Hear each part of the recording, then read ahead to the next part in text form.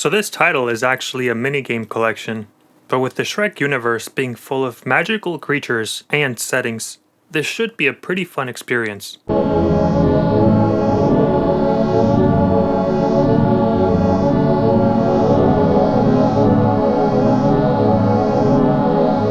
Good evening, everyone.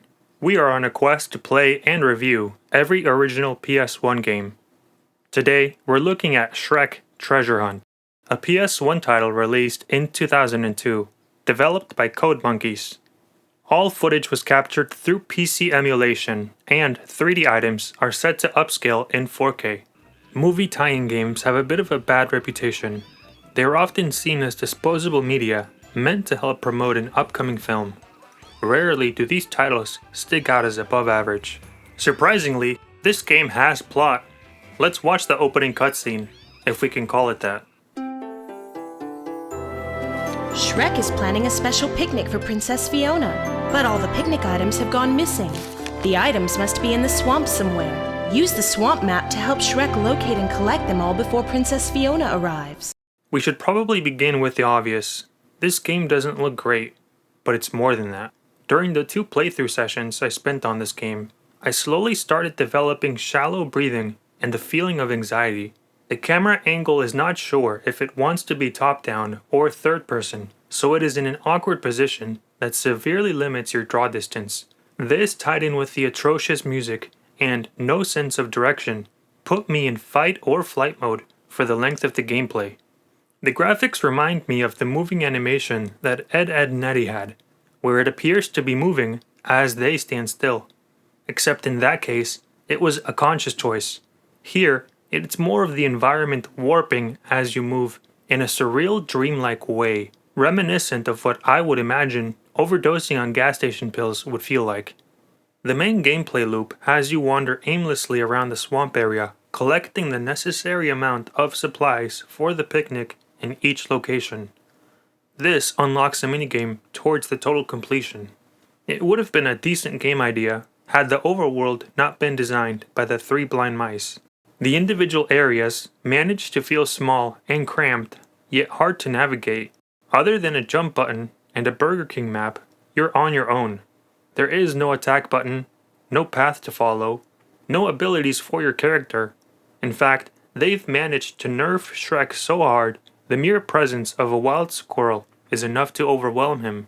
The music is so unbearable, you actually take reprieve when you manage to escape it by unlocking a minigame. Speaking of the minigames, the collection here is a bizarre, multi-genre assortment of patience tests. You have Shrek Fishing, Shrek Dance Dance Revolution, Shrek Crushing Bugs by twerking on them. There is a hidden gem amongst the lot. The second platforming minigame had me engaged, and I had a nice time figuring out the timing and obstacles. You know those games that become well known due to streamers playing them as a fun challenge? They're often sold at a low cost because the content they provide is limited. Had this game been only platforming levels and sold at a discount, I think we actually would be looking back on it much more fondly. It's a shame none of the main characters are here to provide company. After completing the minigames, there's really not much left to do besides confront the animals that are also cursed to spend their days in the overworld and get knocked down by them. There is a way to track your progress using the ridiculous map the game provides, but it's really not something you're gonna use. None of the areas are locked, and you can find the supplies easily enough, as they didn't bother hiding any, they just dumped them in the map like decoration. I actually like the art style.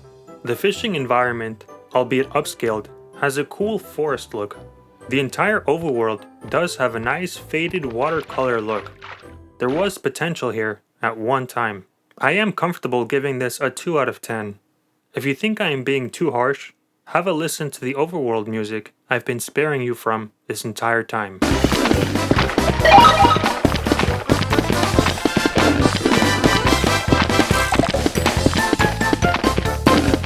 Completing a minigame grants you the meager reward of watching the following cutscene.